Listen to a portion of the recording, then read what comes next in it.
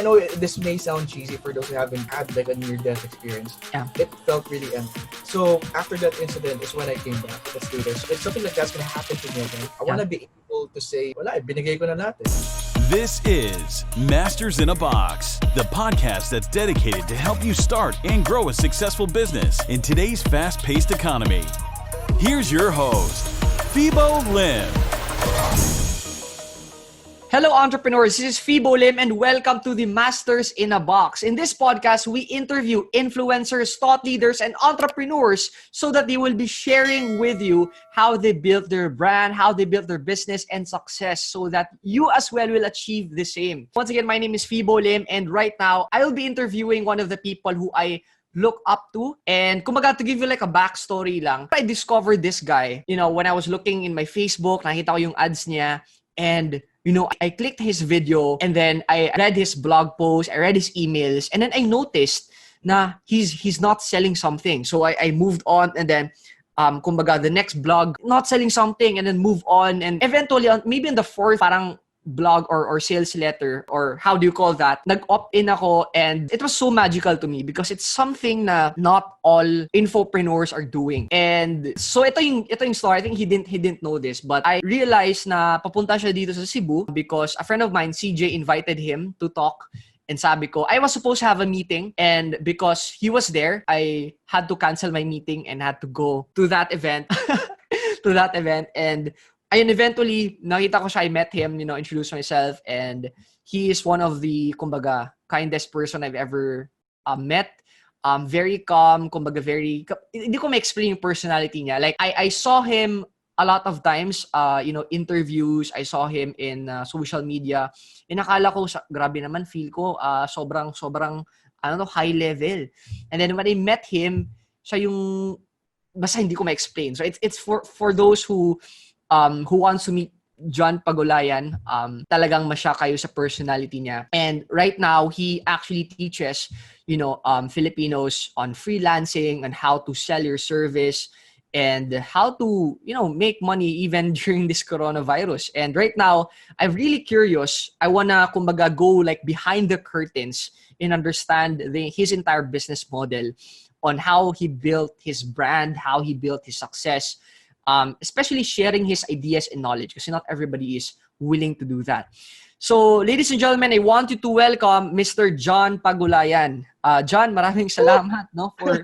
Grabe. Gusto ko na sanang mag-react kanina pa. Like, what? Salamat. Glad to be here. Glad to be invited. Sabi ko nga kanina, I really jumped on the opportunity because it's really rare. Right.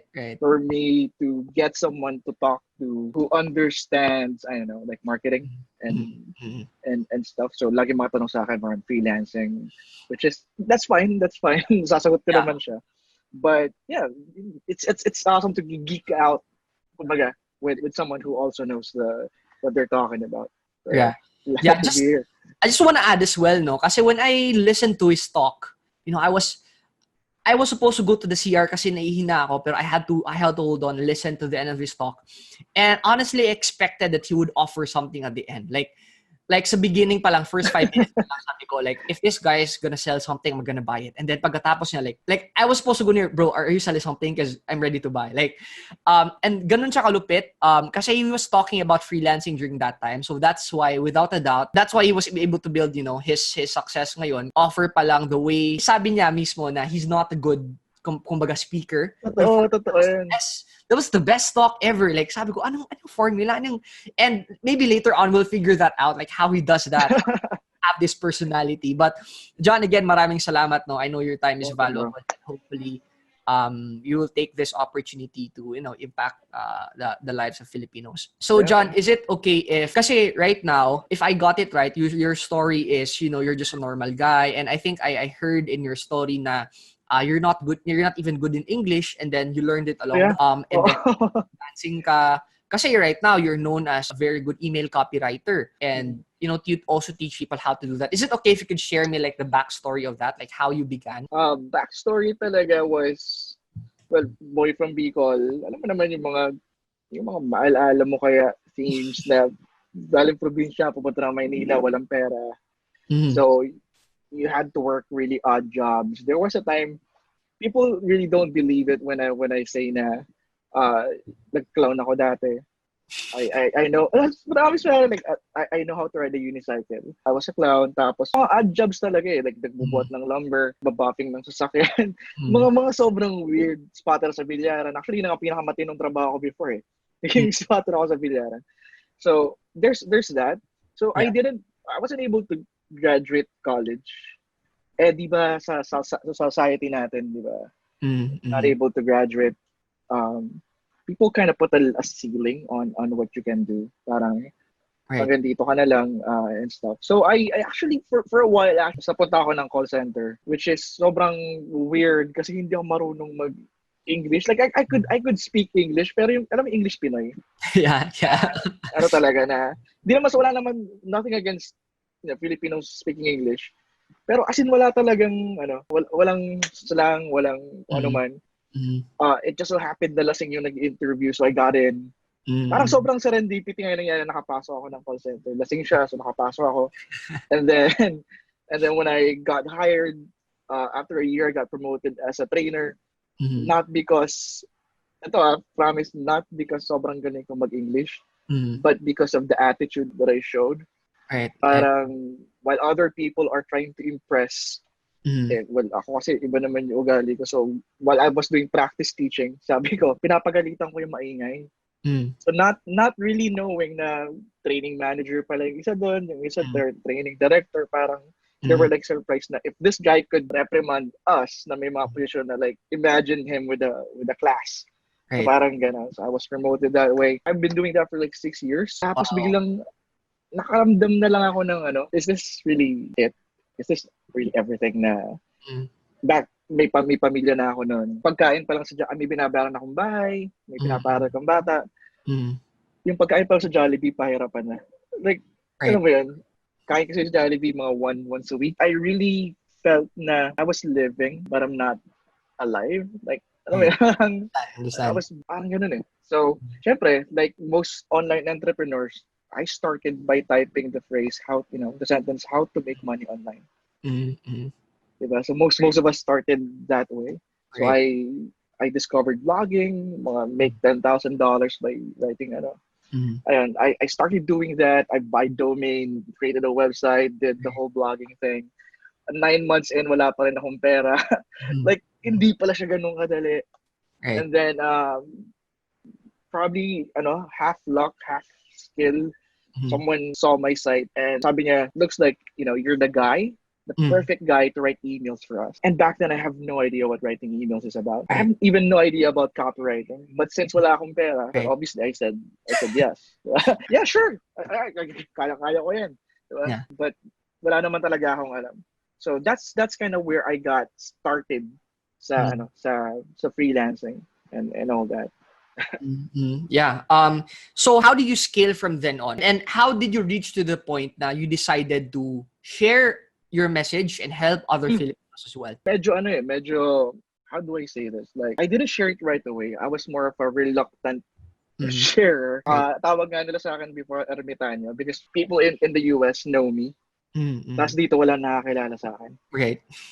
Like, literally walang nakakilala sa akin. Tapos ang mga nakakilala lang sa akin dito are folks na, kumbaga yung mga gurus dito, sila lang yung nakakilala sa akin. Yeah. But no ordinary people don't actually know me. Tapos they've been inviting me to speak, ganyan. Like one of them was John Orana. He invited me to speak in one of his events. Yeah. And like I said, I'm not really a speaker. So the first time I ended up speaking, halos hindi mailabas ni John yung recording nun kasi puro yata mura yun or yeah. So was that your first talk? First talk ko siya. As in, I have no plans kasi of sharing what I know. Yeah, so before your first talk na yon, you didn't share pa? Wala talaga. Like, hindi naman sa pagiging madamot, but it's just, I'm an introvert and nature ko pagiging introvert. So, just wanna live alone. Hindi naman alone, more like, just wanna live in your own cave. And if you can manage to live through life na ganun lang, why not? Diba, parang gusto ko na yun. But yes, siya yung sa mga unang tao na nag-ano sa akin. And then, magkakadikit na. Parang dun sa within those people in attendance, andun si Alan Ngo. So, Alan Yo, we became friends. Tapos he kind of introduced me to Marvin. Yeah. Marvin naman was doing a blogging workshop that time. Nag-attend ako. And then he invited me to one of his workshops. And dun sa workshop na yun, doon nagsimula. Like, more like, I was thinking kasi, since wala naman akong kagrupo, wala akong mga katropa within the freelancing, I was thinking that all people who are doing freelancing are like me. That was my idea. Like, if I was earning this amount, lahat ng freelancers siguro sa Pinas ganito. Nung sinabi ko, like, alam mo yun, nung nagkaalaman na doon sa event na yan, Right. parang lahat, nagulat ako, kasi ganito lang pala kaliit yung natatanggap ng freelancer sa Pinas. And then nagulat din sila, may possibility palang pwedeng maging ganito yung freelancer dito sa Pinas. Right. So, parang after nun, that's when I started receiving messages, emails. So, being the reclusive that I am, sabi ko, eto na lang. I'm gonna do a one-time training. Okay. Kausap ko nun si Liberty, si Mamo. Yan. Kung nakikinig ka dito, Mamo, yeah, hi Mamo. si Mamo, kausap ko siya. Sabi ko, invite 20 people. So, invite 20 people. I'm gonna teach you everything I know about freelancing. Libre ko na kape. Mukhang networking, di ba? Like, ano to, baka may i-event. Mukhang may event, siguro may program to. Baka na inisip nila. Right. Tapos, well, di naman ako familiar kasi about the freelancing space during that time sa Pinas. So, we went there. Pumunta kami ng Mega Mall. Starbucks sa labas. Sa baba ng Mega Mall. We were there and I was talking about everything. Like, literally, everything that I could throw in there about freelancing that I know. Ni-record pa nila sa audio. That was 4 hours. 3 to 4 hours of freelancing. Non-stop, tanong sila ng tanong, sagot lang ako ng sagot. May konting structure naman. Yeah. But basically, I did that para kapag may nagtanong sa akin, paturo naman about freelancing, paano ginagawa mo, well, you could check it out with Mamo, bigay mo lang audio. Like, it was to make my life easier. Right. Parang gano'n. So, when I was done, na-record na nila lahat. Lahat sila nag-aabang ng pitch. May program ka ba? And all that. Tapos ako naman, wala. Bakit? Ano meron? Kasi last time daw na may ganon, meron daw program na for sale. Sabi ko, hindi, kaya ako nga kayo dinala dito kasi kaya na magtuturo sa kanila. Right. Sa lahat na magtatanong sa akin. So, that was done. Ang problema naman ngayon, the intended na result, parang nag-backfire siya in a way.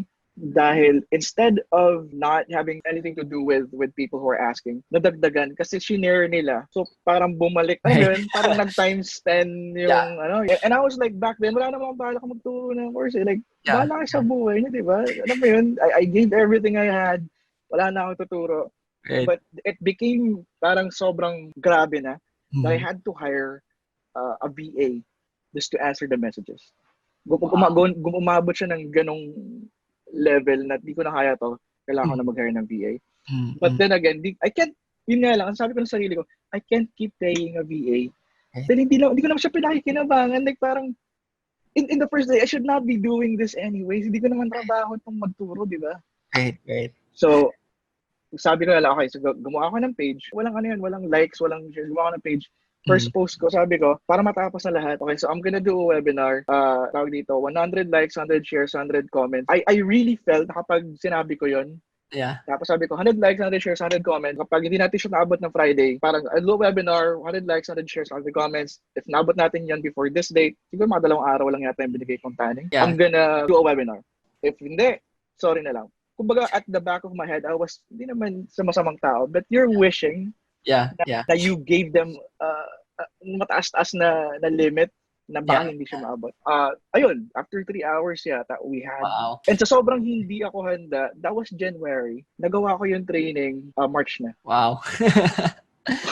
As in, ganun siya. And I wasn't building any list. Walang, alam mo, sobrang wala talagang kaplano-plano. Like, parang nakita ko yun, ano na gagawin ko? Okay. And then, sige, then I did the training na. Call it like 7 phases to a 7-figure freelancing business. We had more than 500 plus attendees on that. Tapos, nung natapos ko yun, I really thought, like, alam mo, yun na, that was it. Yun yung parang para sa akin, I gave it all dun na kila Mamu, and then I gave it all here. Baka pwede. Di naman, actually, di ko man sinasabi, but more like ganun yung at the back of your head, you're wishing na ganun. Yeah. Ayun, it kind of backfired. People keep telling people na, si ganyan, gumawa ng ganitong training, should watch it. Until the page suddenly, parang nagkaroon na siya ng mga followers na hindi ko na Right. hindi ko alam. Like, people were asking me, how are you growing your page? Like, I have no freaking idea all this happening. Tapos, I think it was only June or April, May 2017 yata, if I'm not mistaken. I think it was May Mm-hmm. when I started na told myself na, well, bisa pinapahirap ako yung sarili ko dito na sagot ako ng sagot sa mga messages. Why not build a newsletter instead na doon ko lang sasagutin yung mga tanong. Para kung may tanong sila sa email na lang din. Mm-hmm. Ayun. So I did that, and then after nun, sorry pare, medyo mahaba kasi hindi talaga linear It's okay. yung I nangyari. understand. Kasi I know when I got John here, sabi niya it's his first time sharing a different topic. Kasi mostly it's just about freelancing. Like, and then he said yes to this. Baka no choice din siya. Na, you know, kasi topic. Like, I wanna dive in deeper. Kasi the reason why I also interviewed John as well. Kasi there's a possibility na a lot of Filipinos, which is what I see, I really believe in tinatawag na self-education. That means, you know, you learn a specialized skill rather than just, you know, something broad like math, science. Yeah. That's important. Pero when you say specialized skill, you should learn it from somebody who has already done it. And there's a lot of Filipinos who are able to achieve success, something, and then they want to share it. The problem is they don't know how to share it. They don't know, kumbaga, like, is this for me? And I can see that a lot of times. And I know that John is a person who went through that, na he has something inside, pero instead of just keeping it, he really went out of his comfort zone, even if he's an introvert, even if it's not his thing to talk to and conduct like courses like this, he could just go to his comfort zone. And I brought him here to become an inspiration, like, to everybody. So, ayun, maraming salamat, John, for doing that. I just have a question. When was the time that you decided na, kumbaga, this is it? Like, this is a business already? Well, I'm gonna be honest. Like, up until now, I'm still having a hard time treating it as a business. Mm-hmm. Kasi, like, just pure honesty, it hasn't really eclipsed my freelance income just yet. So, di ba, alam mo naman, may favorite ka. Pag may anak ka, may favorite ka ng konti. Alam mo yan.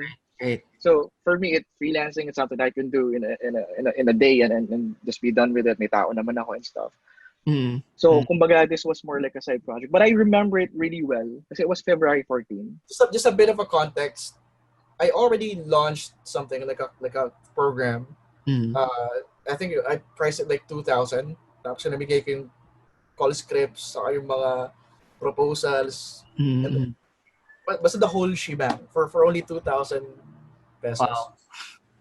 Tapos, I made sure na it was a secret group. Walang makakaalam. Sabi ko, pag may nagsabi sa inyo sa labas, ititigil ko to. Parang ganun. Great. I did that. Tapos, I launched another course kasi yung inaanak ko may sakit and they need 1.5 million. So, kahit ayaw ko na maglabas ng course, right, I had to. Kasi nga, kailangan namin i-meet well. Turns out, na-meet naman namin. But after those successes, like, people would say, okay naman eh, like, kumikita ka naman courses and all that. But here's the thing, when I did that, I actually stopped. Siguro I stopped for 6 months, 8 months, kasi I just felt I wasn't in my element. I wasn't enjoying it. Like, people were saying na, not really envious, like, more like, ang swerte mo kasi people wanna learn from you. Mm-hmm. Ikaw yung alam mo yun, ayaw mong magturo. They couldn't understand kasi for someone like me, na wala lang, ang hirap i-explain pag introvert ka, like, parang sinasap yung energy mo every time you go live. Yeah, understand. Parang I stopped, tapos February 14, I remember it really well, nag-numb tong buong left arm ko. I had symptoms of heart attack.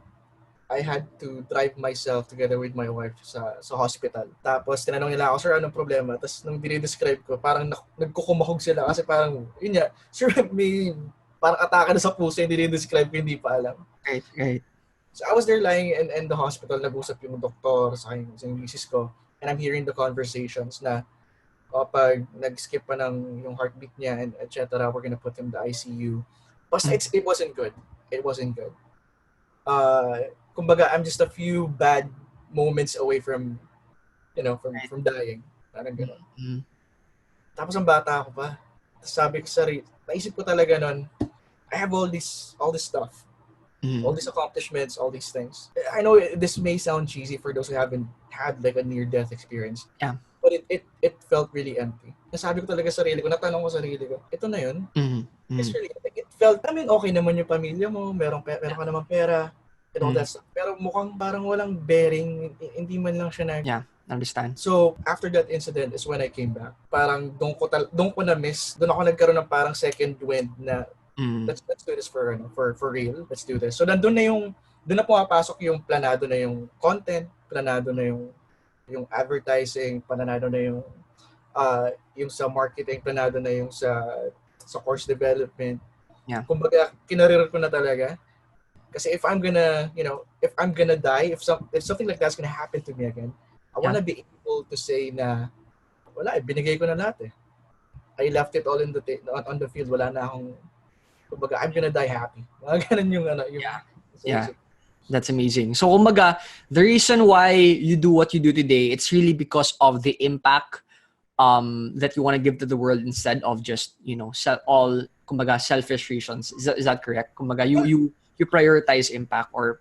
I think in a selfish reason, oo. To be honest, I'm not after world peace or anything. Kumbaga, I'm doing this purely then for selfish reasons. I want to feel good about myself. Right. Para sa akin, that's probably the most selfish thing that you can do is to make yourself feel good. Feel that you've done something na maaalala ng iba. I agree. Yeah. Alright. So, sa ano naman bro, sa you have programs. Do you only have one course ba? Or do you have like a tiered, or ano ba yung business model mo? Okay. Sure. So the model, kasi I haven't really thought about it. Really think about it. But yung nangyayari ngayon is, isa lang yung program, which is yung Tribe. But it's a yearly recurring thing. So basically, isa lang yung product, but technically, you have like an entry product and then an upsell and an upsell. Get me about upsell because it's a yearly recurring program. Eh. Yeah. So there's a Tribe, and I close it, I open it every 3 months. It's something that it's not always open. Okay. Open lang siya every 3 to something months. That's not a marketing strategy or a tactic, but more like nung simula kasi, di ba hindi naman ako course creator, I don't know how to coach people. Yeah. So, I had to give myself like 3 months para aralin kung nagkakaresult ba tong mga unang estudyante ko or not. So parang ganun yung nangyari. And parang naging na lang siya, parang naging, okay naman pala na every 3 months tayo nagbubukas. Right. So parang naging kaugalian na lang na every 3 months. But it wasn't parang, let's do open at 3 months and stuff. Right. Etong yearly recurring na to, bro. What's the price point of this? The price point is at every year kasi na nila-launch siya we're increasing the price. So the first time it was launched at 10,000, then 12,500, then 15, then 17, then 20, then 22. Right now yata we're at last launch was at 25 if I'm not mistaken. Great. May reason ba why you increase the price or parang you just feel like the more years, mas more value na po-provide mo? Actually, the price was para konti lang yung pumasok. Okay. Yeah, so you can focus on giving results. Kasi one of the things na, di ba sabi mo nga, this wasn't really my go-to. The beauty with that is I get to try a lot of things. Yeah. Understand. Like I can try a lot of ads that don't work. I don't care. Articles that don't work. I could care less. So, dahil mong pwedeng subukan, you're free to experiment. So one of the things that we like to experiment on is yung success ng mga nasa loob. And the more that people get success sa loob, nagkaroon ng time na ayokong, hindi naman more like elitist na tingin, more like ayoko lang mahaluan ng mga tao na yung mindset. Yeah, I understand. Kasi back then, I don't think the Tribe would have survived kung may mga nakapasok agad na ganun yung mindset. Yeah, I agree. Nung naka 500 na kami, medyo okay na ako. Yeah. Kasi kumbaga the culture is now stronger than anyone who's gonna come in. Kumbaga may set na kayo na culture na ano mo na lahat yon. Eh di ba pinakamahirap pa naman gawin? Like I'm not sure sa mga course creators na nakikinig. Pinakamahirap gawin sa loob ng isang program is to build the culture. Yeah, I agree. Kasi it's yearly recurring eh. Why did you decide to make it recurring? Does it bakit recurring siya? Like, and then how do you make a person renew? Or mostly ba just take the first year? Or yeah, how do you make it work? Kasi honestly, it's a very good business model, but as the course creator, the person as a leader, it's really hard to, kumbaga, yun, build a community and let people renew every single time. Is it okay if you could share? Ano bang ginagawa namin? Tawag dito, like people have been there for like 2 years na, or magto 2 years na pala.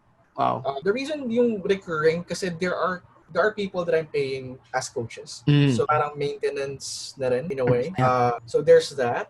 I have, kasi I'm not sure if people are doing things like this. Like, pagpasok sa program, I named it Tribe, Finesse Movement Tribe. Tapos, I divided them into 5 tribes. Okay. Ginagawa ko. I divided them into 5 tribes. Tapos, each tribe, meron kami tinatawag ng mga tribelet.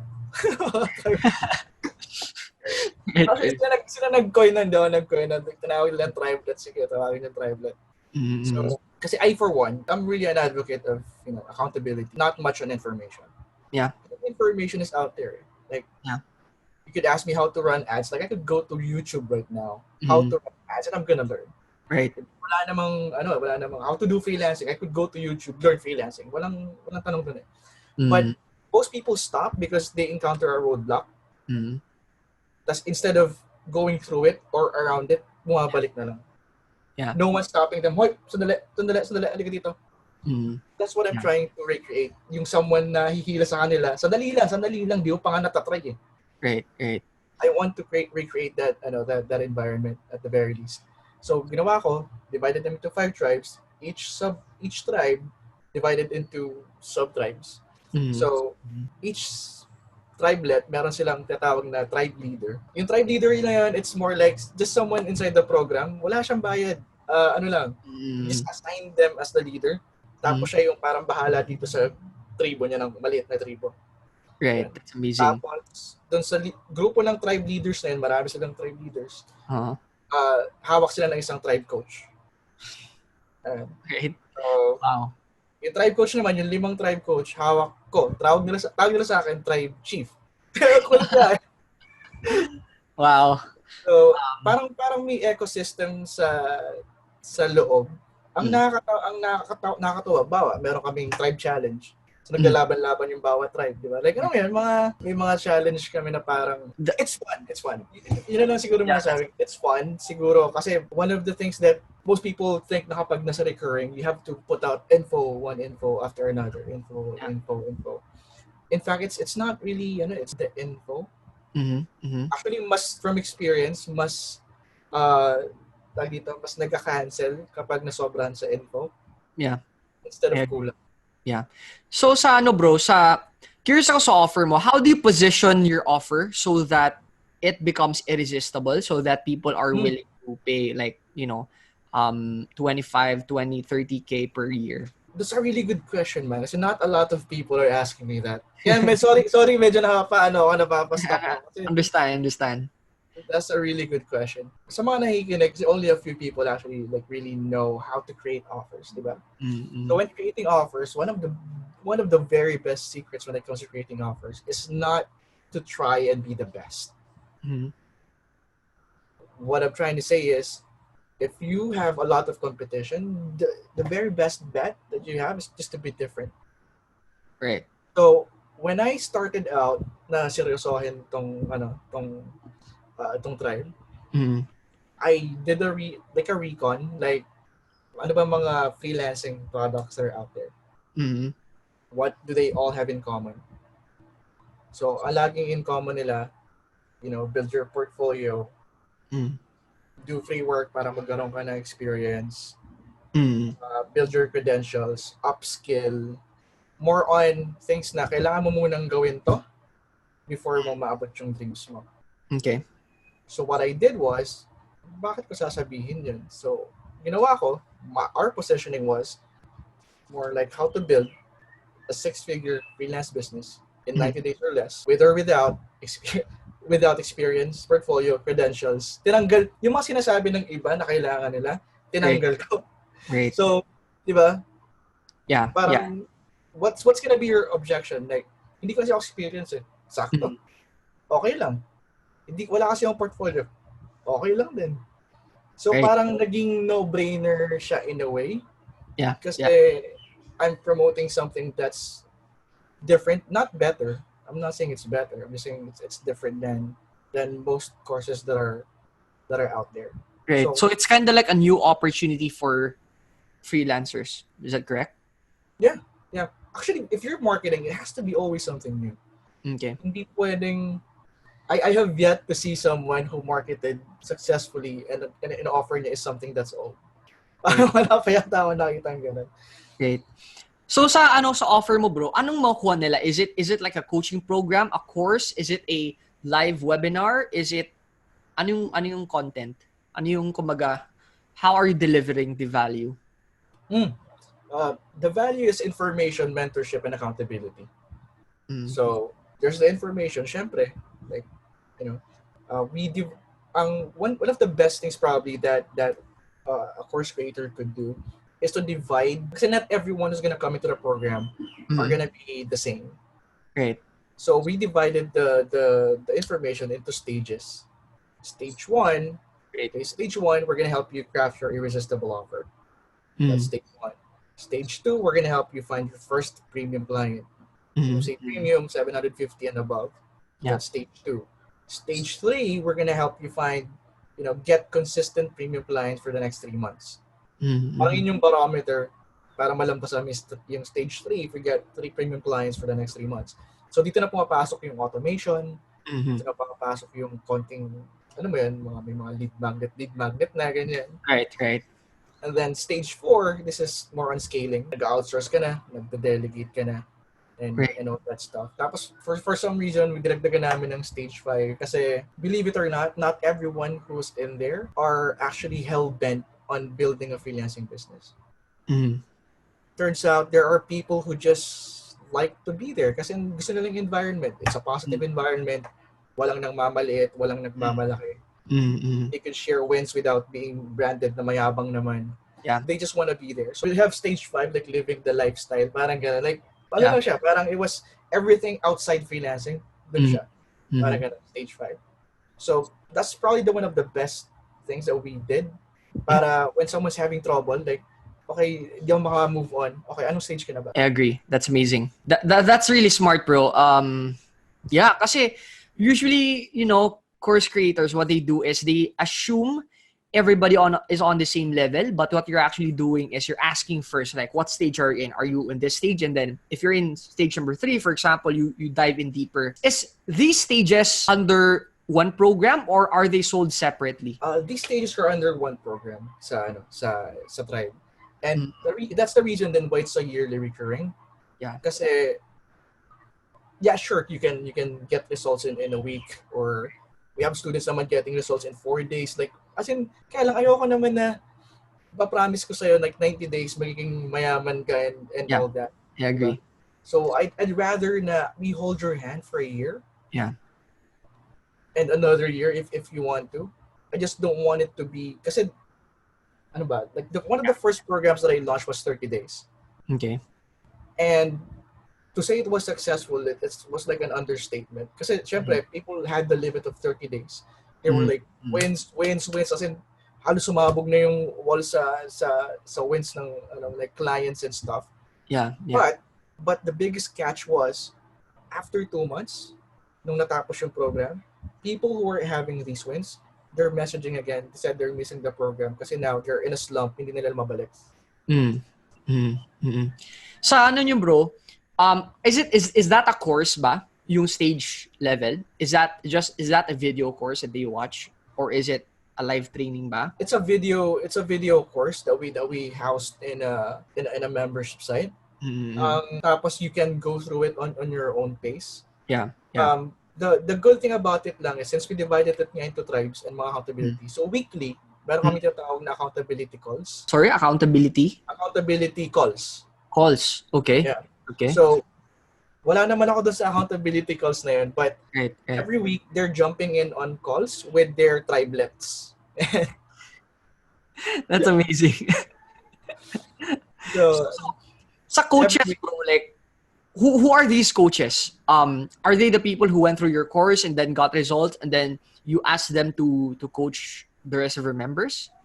Yeah. Yung coaches naman, they were my very first students. Sila yung bumili ng 2,000 pesos. Sila yung That's bumili ng insanely cheap. 2,000 pesos. Tapos they got really good results. Na, kumbaga, I chose them not because of their success. I chose them because I've seen them went under then. Yeah. Then come back. Because for me, that was the most important part. Yeah. Alam mo na kung paano malugmok and alam mo kung paano bumangon so that you can share it paano sa mga... Kasi I really hate yung, alam mo yung puro success lang nakita ko sa kanya. Paano niya ako tuturuan kapag nandun ako sa, sa not so good places ng buhay ko. Diba? So, sila yung kinuha ko. And then, sabi ko nga, accountability calls that happens once a week. So, mga kwentuhan, di sila, mga ganun, tsokaran, ganyan. Yeah. So they do scheduling on their own na. Yeah, like, sa kanila na.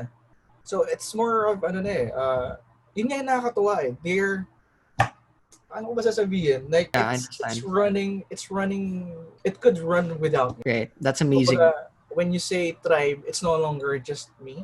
When you say tribe, like we. Talagang we na yung dati. Great. With regards sa kasi recurring siya to last question with regards to this topic, no. How do you encourage them to renew and what happens if they don't renew? Do they get kicked out from the tribe or ano yung process if they don't renew and do you do follow up na expiry na ano yung way? Well, of course, mawawala sila sa tribe kasi nga there are proprietary information there. Not my course, like yung mga iba kasi nag-share ng proposal, nag-share ng so, 'di ba, parang unfair. Yeah. And and di ko naman kontrolado yun. That's their info. Na nandun pa sila sa loob. Tapos yung iba, bayad. So, kailangan namin silang alisin doon sa group. About the renewal, I'm gonna be honest, bro. Like, 3 emails lang yung sinasend ko. That's amazing. It's more of and the last email isn't even about this is your last day to renew. Hindi nga ganun. Or like, John, thank you for being a member. I really appreciate na naging member ka. You trusted us kasi paano ba? You trusted us kasi because of you, nagkaroon kami ng budget to run these ads, to do this, to generate these results. Papakita ko yung mga results ng mga So far we have, ilan ba kami? 56-57% success rate. Yeah, that's amazing. So gusto namin gawing 60 by the end of the year and then 70 next year. But 56% success rate, like that's insane. And it's not because dahil lang sa amin. It's because of people who trusted us, those who paid their money for me to spend sa mga tao na magtutulong sa kanila to be successful. Diba? Right. So I'm thanking them, and at the same time, if you no longer wish na to be I understand. In fact, wala naman akong masabi, but thank you na you made this happen. Yeah. Like, these wins that you're seeing inside the tribe, you made that happen. Right. So, ikaw yan. Like, we can't really take credit for that. Parang great. Wow. I mean, I could really say, bro, na parang your mission is just really to help other people and feel fulfilled so that, one day you would say that I did it. Like, one day you would say that I really left a legacy. Now that you mentioned your offer, yung process, the price point, what is your sales process or your sales funnel? Kasi nakita ko, it's quite different eh. Yeah, is it okay if you could share? How do you acquire the lead? Ano bang gusto nilang malaman? Like, pwede ko naman i-share lahat. Sa totoo kasi, try ko nga i-share kasi nga, a lot of course creators are making it complicated. Like, funnel here, funnel there, funnel everywhere. Alam mo yun, like, hindi mo na malaman kung saan pumapasok yung mga tao. Sa akin naman, yung unang funnel is yung workshop group. Ito, hindi ko kayang i-explain to. Pero yung workshop group, na free group, it's getting 100 members each week on average. Wow. Ang maganda lang dun sa part na yun, kasi hinihingi ko yung name and email. Yeah. So literally, I'm getting, sabihin natin, at the very least, 300, 400 leads in a month ng libre. Yeah, that's amazing. So there's that. So ilalagay ko sila sa workshop, and then I have another list, yung simple path naman, which is, wala lang, paano ba i-explain? Kasi mamaya, my fear is that I make it sound so simple that people would not believe na ito lang ginagawa ko. So, Wow. yung simple path naman, nagkakataon lang. Yung sa ads part, I have a Facebook ads guy. Ang sabi ko sa kanya, bahala ka na dyan. Mm. That's all. That's the instruction that I gave my Facebook ads guy. And gustuhin ko man mangialam, wala akong alam sa ads. Great. So it's not really my superpower, and I don't think I know how it goes. I know the whole picture, but my time is better spent taking care of the people na nasa loob na. Yeah, So I agree. pinabayaan ko na yung sa ads. Yun naman, it goes directly into an opt-in saying, simplest path to building a highly blah blah blah, and then they're gonna opt in. So once they opt in, they're gonna go to my newsletter. Wala nang upsell eh. As in, kulang pa nga ako ng mga upsell eh. So, ayun. So once they're in my newsletter, and then yung first email, hey, welcome. Ito na nga pala yung link ng gusto mong panoorin. And then that's it. Wala silang ma-receive na benta and all that. Tapos yung pangatlo naman na path is yung online workshop. So this is kabaliktaran ng squeeze page, reverse squeeze page. Yeah. So yun naman is meron akong isang page talking about freelancing. Tapos if you wanna know more, click next. May second page, click next. May third page, may next, may fourth page, click next. Sa panglimang page, dun mo lang makikita na ini-invite kita to be part of the waitlist sa tribe. So, ang dami mo nang nabasa before nakalagay nga dun eh. Sinasabi ko nga dun, at the very least, nabasa mo na lahat ng gusto kong sabihin and hindi mo kailangan bigyan ng fake na email address. Right. Parang ganun, para lang malaman ko anong gusto mong malaman. So, sinasabi ko din dun na it's a paid program. So, once nag-opt-in sila dun, they get tagged sa waitlist. And gustong-gusto ko yung list na waitlist na yun kasi it converts at 32%, mga ganun. Wow. So, sobrang, talaga, 20. Last time kasi 23. Bumaba na siya. But, great. Still, that's sobrang really high. Conversions eh. Yeah. I'm curious, what's the reason why you did the reverse squeeze page? Why not like squeeze page and then provide value? Did you try both or parang you just dealt with the reverse squeeze page? Well, selfish reasons, ayoko ng tanong na how po. Hindi naman, di totoo naman, di ba, nakakapagod. So parang sama ko tuloy. I just don't want them coming into my world asking, hindi naman stupid question. More like questions na binasa mo lang sana yung mga nakakalabas naming trainings before you could have asked me that.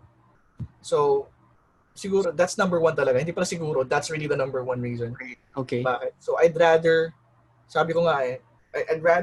suffer not having people opting in than talk to people na hindi ko naman talaga gusto kausap. Understand. Right. Medyo clear lang talaga siguro yung, I don't know, it's just parang sa utak ko parang clear yung gusto kong taong kausapin. Parang gano'n. Yeah, understand. Do you run ads before your launch? Kasi, di ba, you told na may waiting list. I think that's what happened, di ba? Mag-wait and then, pag nasa waiting list na, do you send daily emails to hype them up? Or you just say like, hey, it's open? Or how does it work after they become a lead in the wait list? Ayun, this is where most people selling programs are parang medyo mahina. Kasi the goal of them opting in to, kumbaga, this is something that I designed kasi because of the culture of the society that we have. Kung nasa Amerika ako, siguro hindi ganito kahaba yung sales process. Okay. But since we're in the Philippines, for example, they have a problem, which is freelancing. Diba? In their minds, to solve that, they need portfolio, credentials, experience, and all that. Yeah. So I cannot sell something that doesn't make sense. Ito yung problema ko, ito yung dapat na-solve ko, ba't mo binibigyan ng try? Okay. So, ang una kong trabaho talaga, really, is pagpasok nila sa akin, is to change the way they look at the problem. Yeah. And to tell them, hindi yun ang problema mo, hindi rin to problema mo, hindi rin to problema mo, hindi rin to problema mo. Ito yung problema mo. So the moment na they believe na yun na yung problema nila, is totoo naman, ang problema talaga nila is marketing, not really the other things. Problema is marketing. Now I can easily sell them to the program. Kasi they already accepted that as a fact. So to do that, I send I know it's a bit of an overkill, but I sell like daily emails, bro. Even Saturday, Sundays, as in walang patawad, daily emails. Until minsan hindi na nila kaya. Oh, So, I'm yun, curious. So, etong daily emails, is this just for the waitlist or is this for everybody? Like, it's even... for everybody. It's for Mhm. everybody. Kumbaga, di ba, tatlo yung path eh. So, waitlist, may simple opt-in, tapos may workshop. Mm. So, every path, meron parang mga preliminary 3 to 4 emails. Mm. Just to make it more, parang, make it more like I'm really talking to you sa pinasukan mo. Like, Yeah, depende sa path. But after that, they all converge into just one line. Mm. Parang ganun, parang pag ganun lahat sila. And then yung one line and sunod-sunod na emails daily yun. As in, walang puknat na, na daily emails. Is that broadcasting? Are you doing No. broadcasting? Or No, it's naka-sequence? naka-sequence na siya. Okay. Na if for people are gonna ask me like anong sequence, to be honest, I didn't even think about it. Kung ano lang pumasok na topic sa utak ko nung araw na yun, yun na yung nilagay ko as sequence. Right. And then in-off ko lang siya kapag magla-launch na. Okay. Pero may dead end ba siya? Or Meron, after 60 emails yata yun. what I mean is yung, di ba you send daily, does it end or do you keep sending it? Like, when does it end? It ends after they receive the 60th email. Oh, okay. 60 days. Pero for them, it wouldn't seem as if it ended. Kasi I'm still sending regular broadcast pa rin naman. Right. So it's as if they never left that part. Parang ganun. Right. Understand. Wow. With regards to your sales funnel, bro, do you create it on your own or do you outsource it ba? The first time that I did it, sobrang bare bones niya, bro. As in, ito na lang. I remember, hindi ko alam kung familiar ka with the course that I did with Alan, yung Email Underground Intensive. We did that. Sobrang guerrilla, sobrang guerrilla nung pagkaka-launch ng program na. We launched it without a list for that. Kumbaga ginamit lang namin yung free groups naming dalawa. We launched that without a list. We launched that without a website. We launched it without a sales page. Oh, bro, as in, yung sales page namin, PDF siya. Na-download. Tapos, I think, pwede ko sabihin kasi what I do, but I guess what I'm trying to point out is, sa mga nakikinig is, it's not really kumbaga when you have the right offer to the right market, whatever you do afterwards, parang, it doesn't matter eh. Yeah. Kasi PDF na nga, binili pa rin, di ba? As alam mo yun, parang, hindi mo kami dapat pagkatiwalaan, wala kaming website eh. Di ba? Parang, bakit nasa PDF yung nila, sales page? Yeah, I agree. So, what are the things ba na you outsource and you do it by yourself? Okay. Like, for example, sa ads, I think you mentioned na you outsource that. What are other things that you outsource? Admin task, number one. Admin task. Yung ads. Okay. Pinakamalaki, yung coaching, syempre. I don't want to be tied into sa loob na ako lang nagko-coach ang nagko-coach. So there's that. At pinakamalaki siguro na in-outsource ko, which I'm really glad na in-outsource ko, is yung learning and development. What do you mean? They're the ones responsible for yung success ng nasa loob. Wow, that's amazing. Kumbaga, investment-wise, yun yung pinakamalaking kinasusan ko talaga. As in, pag sinabi ko sa iba, parang, bakit? Bakit ganun? Bro, I'm curious, how does that work? I just heard that from you. Learning and development. Ano yung role niya? Like, to create as many success stories. is that just one person or a few people ba? One person, siguro mga 3 sila, tapos may parang mga tao rin na volunteers na, believe it or not, sa team namin, parang ang daming volunteers. Like, wala lang, gusto lang nilang tumulong kasi they believe on the mission, they believe on the vision that they're willing to work just to make that happen. Parang gano'n. But these are not the coaches, these are different. No. So different people, tapos ang goal namin is to, number one, to make the course easily understandable, implementable, everything that would make it easy. Tapos titingnan namin yung success rate, sa per batch ba, ano pa yung nangyayari. Tapos yung onboarding, paano yung, as in, literal yung customer experience, tinitingnan namin kung sino yung for the last 3 months hindi na nagparamdam. Mm. As in talagang pre, alam namin kung sino yung hindi na nag-a-attend ng AC. Alam namin kung sino yung bigla kami magsasend ng email na, "Stoy, I haven't seen you in a while. Kamusta ka naman?" Great. So that's where the learning and development comes in. Like, he is in charge. That's what he does. Like, monitor all the students. Is that correct? Yeah, more on the success ng anything that would contribute to the success of the students. Wow. Parang gano'n. So are you paying this person monthly ba or? Yeah. Okay. Monthly. Wow. Kumbaga, it's so important to me na yung success ng mga students that I even structured a deal that he receives a commission every time we get enrollments. Kasi I know that those enrollments are coming in because of the success we're giving our students. Great. That's amazing, bro. I think if I were to say what your secret is, I think it's this. Like, I haven't heard of anybody doing something like this. Like, wow. Ang weird eh. But yeah, That's amazing. Is there anything else? Kasi ads, admin, coaching, learn development. Is there something else that you outsource? Copy. May copy team din. Who's doing the articles, the case studies. Yan. But ano naman yun? They're more like project-based na ano. Okay. Kasama pa rin naman sila sa team, but more like articles. We don't really write. Ito sa akin. Like, a lot of coaches would think na ang dami mong you must be writing a lot. Yeah. And di nila alam, once a month lang kayo ng article. Kasi literal, once a month lang. Kaya lang siya nagmumukhang, para sa akin, I would rather have a 2,000 word article each month rather than mapatingi-tingi na, what is freelancing? Like, nalupayo ako na noon. Like, gusto ko yung may laman. Yung pag binasa ko siya, makakuha ko ng client. Ganong article. Right. Wala lang. Ayoko lang kasi nung parang fluff piece na gusto ko yung kapag binasa mo siya, not only you're gonna be able to say like, whoa, punyemas, grabe to. Like, there are actionable bits and pieces. If you do it, you're gonna get results. Parang ganun. Great. What are the things naman that you personally do? Attend Or meetings. Wow. Parang, I could say, tama ba, na it's kind of like you have outsourced 90%? Or parang, yung gagawin mo na lang is mag-hire na lang sa mga students. Ganun ba? Well, kapag hindi launch, oo. So, ito na lang, like I could be gone for a week. And I think no one would no one would notice. More like, no one would dare ask na, bakit ka nawala? Wala namang ganun. Walang ganung feeling. Even the emails that I'm sending out for the tribe, may nagsusulat na rin nun. So, it's not entirely me. Mas maganda yun para sa akin.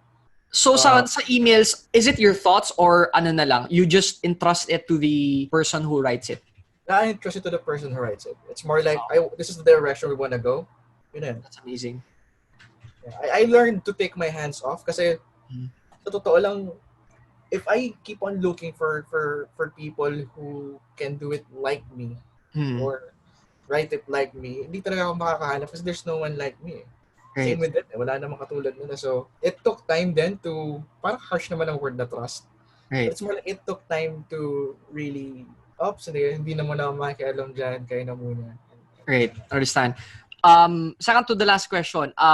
Ilan yung tao mo to make this possible? Let's count how many full-time, how many project-based or part-time make this, Let's just say that I spend right now I'm spending 200, 300 per month. Wow. Wow. Okay naman yung papasok na pera, but kumbaga it's something na like if people could only see behind the scenes like ano yung nakikita ko. There's a price that you have to pay for being a course creator, a program creator. Yeah. It may not be on the lagi kang dapat nandun side, but it's more on the success ng mga naka-enroll sa'yo. Kasi ultimately, which is something that I find weird, is that ang focus kasi ng most course creators is to get as many students as possible. Hindi naman masama to get as many students. But what they don't know is that madaling mag-multiply kapag yung nakuha mo mga students, may results. Yeah. Mas madaling, alam mo yun, hindi ko na kailangan sabihin, maganda yung tribe. Like, people are doing that for me. Like, wala na akong, I don't even, kapag nag-ano nga ako ng webinar, wala na nga yung story ko. Kasi, hindi ko na mapagkasya tong success ng mga estudyante ko dito. Sali pa pa yung sarili ko. It brought, like, parang doon ko naintindihan, actually, every time we launch, kasi every time we launch, nang hindi affiliate, emails lang talaga eh. Wala akong ginagawang ibang, I don't go live, wala namang, emails lang, and then ang pinakamaliit na nakukuha na namin is like 100 people. Yeah, Every time. So, parang, alam mo yun, parang para sa akin, it wasn't because sobrang galing ng email ko. It was because itong dami ng testimonials, like kapag in-open namin siya, yung mismo mga estudyante ang nag-i-invite. Post ako sa Facebook, Tribe is now open. Like yung mga tao nagko-comment sa baba, siya sabi, guys, this is the best program ever, sali na kayo. Wala naman silang affiliate commissions. Right.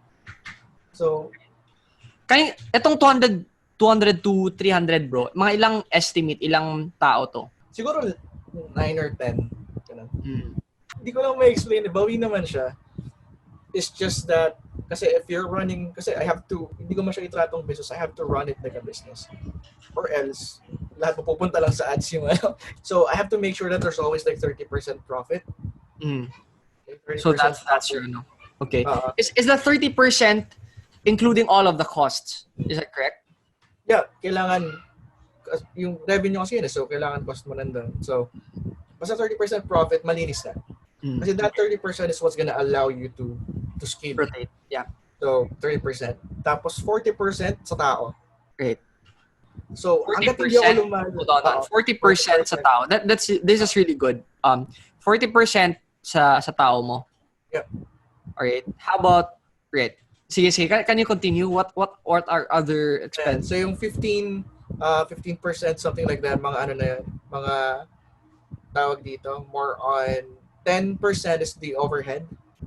Okay. Tapos yung the rest would be marketing. Yung overhead is what? Like softwares? Yeah, mga automations, mga ganun. Then the rest is marketing. So marketing is kind of like 20%? Mga ganun. Wow. And the reason why 20% yung marketing namin is not, sabi ko nga sa'yo, like, when you focus on the people inside, you don't have to do much marketing. Organic growth, yeah. Pero if the situation was changed, tapos siguro I'm not getting the traction, that would have been 30 to 40% yung marketing. Yan siguro yan. But for now, since okay naman siya, 20% lang okay na ako dun. Right. Bro, I know if we just had more time, talagang our audience would love to dive in deeper with all that you've shared as well, no? And I know as most probably our audience watching, for the past hour consumed a lot of value from you. And most probably they want to dive in deeper, they want to know more about you, they want to work with you. How can they do that? Is it okay if you could share? Maybe they want to buy your course. Maybe they want to enroll. Maybe they want to follow you. Go ahead. Yeah, if for those who want to follow me, wala kayong matututunan sa joke lang. To be honest, bro, hindi ko pa rin alam paano sasagutin yung tanong na yan. Like, John Pagulayan, hanapin nyo na lang siguro. If you have any questions about the course, it's not open, so hindi kayo pwedeng sumali. Alagin nyo lang si Fibo. Do you have a site where they could visit? Yeah, site. I keep forgetting about the site. The freelancemovement.com. Okay. Freelance Movement, which is indicative naman of the mission and vision that we have. So, yeah, kaya siya pagkakaroon yung pangalan niya. Wow. John, I'm really thankful for taking the time. I know we went over time because I really had a lot of questions. I want to dive in deeper kasi I learned a lot talaga from this interview, like specifically like how I'm amazed kasi you know your numbers, like 30% profit, 40% tao and all of this. Kasi honestly, I think one of the problems I had last year, nagka-problema ako sa cash flow kasi I missed the numbers. Like I was so focused on the mission, so focused on everything that I do, I didn't know that I was not making money. So I kept doing it even if it's negatives, kind of like that. So I'm amazed. Like siguro that's also one of the things that kumbaga that made your company grow because you know your numbers. And kumbaga, one of the things I also, yung kumbaga biggest takeaway ko is you value the growth of your students rather than acquiring more. Kasi for you, it's kind of like the development of your student, the success of your students is the marketing na. And that's what I could see. That's why I think you allocated 40% sa tao because of, you know, the contribution sa success story ng ano mo, ng students mo. And you have this learning and development, which is, this is amazing. Kasi you hire someone and your goal is just to make the students, you know, successful. Get students happy. We give them results. Ang tawag nila dyan, Tribe Labs. Ano? Tribe Labs. Tribe Labs. LABS. Parang din yung mga experiments, gano'n, mga anything that would give them the result. Parang gano'n. Yeah. Wow. I mean, also you have this community and I can really say na I should be modeling what I do. What you do. Which is building this tribe. And I can really say sobrang ano yung tribe na yun kasi they have names. Who would name triblets and, you know, all of those stuff. So, John, I really want to thank you. Maraming salamat from the bottom of my heart. And by the way, do you have anything else ba to share or wala naman? Ito lang, pinaka-importante. Kasi a lot of people would go into this. Siyempre, unang motivation natin is pera and all that stuff. I think I was just lucky that I got into this na meron na akong business na ano. So it wasn't. But one of the biggest reasons siguro that people are gonna be, paano ba sabihin to? Like when you listen to someone, meron silang, like when you listen to someone, parang ito mukhang you are attracted to him. Ito hindi. Pero pares lang naman sila sinasabi. Hindi mo alam kung bakit. Right. So one of the things kasi na natutunan ko is that yung vision and mission. It's really important kasi na for example for me, and this is something that I always share sa loob ng tribe. Now, I always tell them that our mission is to provide a different brand of freelancing where you don't need credentials, portfolio, and all that. You don't, regardless of your background, you can have a fighting chance to have a business of your dreams. So our mission sa loob is to help them be so freaking badass and so good at what they do that people around them would have no choice but to notice it. Parang ganun. Right. Yun yung mission. And then the vision being is that rinse and repeat lang until freelancing would be mentioned under the same breath as a doctor, a lawyer, and an engineer. That's the entire thing. And when you get people to join you in that mission, dude, I'm not even kidding. So totoo lang dati minamalit ko yung mission and vision kasi corporate, di ba? Parang heck. But when it comes to building a community, it's one of the vital pieces of building a cohesive community na nagtutulungan. Yeah. Like when they're on board with your mission to do that, like parang sige, gawin natin yan. Like, it's a different energy, bro. It's a different... I can't explain it. So, I agree. Again, John, maraming salamat. Talagang na-inspire ako. Maraming tao na-inspire. And guys, if I told John to share, you know, where you could follow him, pero it's kind of like he didn't want that you'll be following him. Kasi... guys, I can really say if the interview pa lang itself, diba, proves naman na, you know, he's really focused on getting results for his students. So if you're really someone na you want to be a freelancer, you want to be kind of like, you know, John and how he built his business through freelancing, then no doubt you will have a higher success if you will enroll in his program. And kumbaga, if you can see his accountability, it's amazing. So go to the freelance movement. thefreelancemovement.com. Right. So guys, again, thank you so much for watching. If ever you like this interview, go ahead, click like and share this to your friends. And also, don't forget to click subscribe if you haven't subscribed in our podcast or channel yet. And don't forget to click the bell button so every time we publish a new video, you will get notified. Thank you so much. This is Fibo Lim. John, maraming salamat. I really appreciate your time. God bless you. Stay safe. Achieve success. Live with happiness. And enjoy the good life. Thank you, guys. And see you in our next interview.